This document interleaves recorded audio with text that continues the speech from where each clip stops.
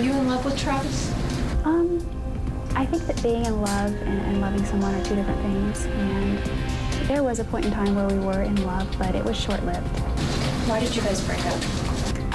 There was sort of a breach of trust in our relationship. On your part or his part? Both. You guys couldn't move past it? No, we really couldn't move past it. As I look at defendant Jodi Arias, who's accused of a horrific murder, I think shades of the Casey Anthony case. Dwane Cates, criminal defense attorney out of Phoenix, Arizona. I mean, you have a pretty, very pretty, articulate, seemingly ladylike female defendant who is accused of unimaginable crimes. Yeah, you do. You know, Jane, Jodi Arias is the poster child for why you don't let your client go on TV. Especially you don't let your client go on TV unsupervised, because her own statements are going to be used against her throughout this whole thing. But, you know, she's not without some defenses in this case. Like what? Well, number one, the photographs, you mentioned that she's a photographer. Well, there's two sets of photographs that were recovered from the camera. One set is of her and Travis Alexander having sex and being naked, and those are all good pictures.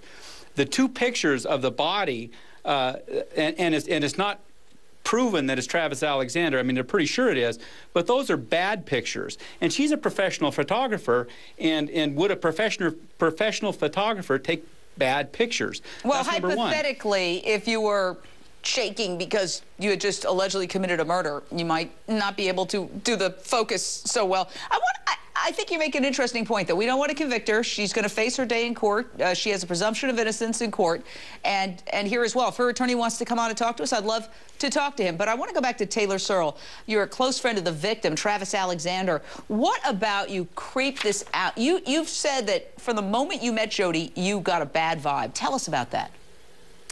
Well, just the first time I met her, it was at a social gathering at Travis's house, and I just got kind of a bad vibe from her because she kind of staked a claim over Travis, even though there was lots of friends there, and it was the first time a lot of us had met her, and she kind of established herself as Travis's girlfriend, and he was hers, and welcome to their event. And it just kind of put me off that she was super possessive of him, and just from then, I kind of didn't get the best feeling from her and how she acted towards Travis.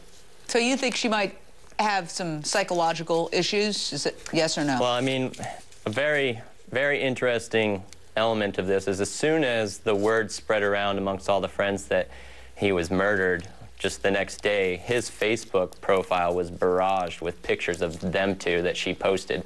Just, I mean, who murders somebody and then wants to jump in the limelight and kind of capture that space as his girlfriend by putting tons of pictures up of them together and just trying to get out as being the most grievous person? And I mean, who does that? Yeah, and again, she's accused, but this is a fascinating case because what makes this woman tick? What is she thinking to be so cheerful and so happy as she faces these very, very serious charges and is accused of doing something unimaginable? And did she have the strength to do it? Travis Alexander was a big, burly guy. So on the other side of the break, we have a couple more thoughts. So stay right there because this trial, we are all over it.